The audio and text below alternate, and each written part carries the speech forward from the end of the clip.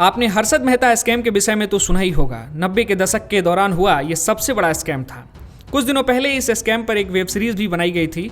Harshad Mehta scam की तरह ही इन दिनों पंप एंड डंप स्कैम सुर्खियों में बना हुआ है और इस स्कैम की वजह से सुर्खियों में आ गए हैं बॉलीवुड के अभिनेता अरशद वारसी और उनकी पत्नी मारिया गैरोटी। तो आइए सबसे पहले जानते हैं कि पंप एंड डंप स्कैम क्या है। जब किसी कंपनी के शेयर होल्डर या स्टॉक ऑपरेटर शेयर की कीमतों को गलत तरीके से बढ़ाकर शेयर्स को बेच देते हैं और भारी मुनाफा कमाते हैं तो इस तरह के घोटाले को पंप एंड डंप स्कैम कहते हैं। गलत तरीके से शेयर के दाम बढ़ाने से आम आदमी प्रभावित होकर शेयर खरीदने लगते हैं और उनका पैसा फंस जाता है और इसी तरह का कुछ काम साधना ब्रॉडकास्ट के शेयर्स के साथ किया गया है। आइए जानते हैं क्या है पूरा मामला।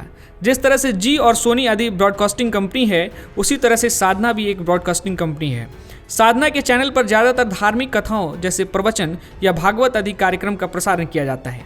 कुछ दिनों पहले जुलाई 2022 में मनीष मिश्रा नाम के एक यूट्यूबर ने अपने यूट्यूब चैनल द एडवाइजर और मनी वाइज पर साधना ब्रॉडकास्टिंग कंपनी के शेयर्स के बारे में भ्रामक वीडियो अपलोड किया था।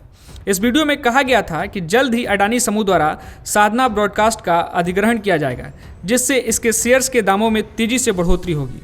इस अफवाह के बाद बहुत सारे निवेशक इस कंपनी में निवेश करने लगे। आपको बता दें कि इस कंपनी के शेयर का मूल्य बहुत सालों से 5 रुपये के आसपास ही था और देखते ही देखते इस कंपनी के शेयर 33 रुपये तक पहुंच गए।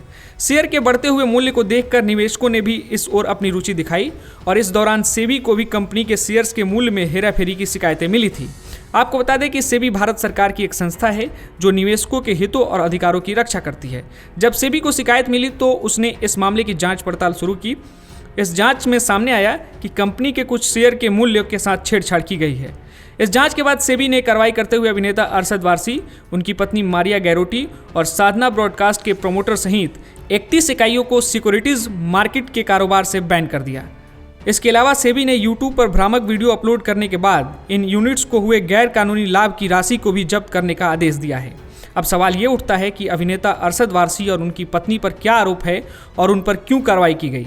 सेबी का कहना है कि अरशद वारसी और उनकी पत्नी मारिया गैरोटी भी साधना ब्रॉडकास्ट कंपनी के प्रमुख शेयर होल्डर्स में से थे।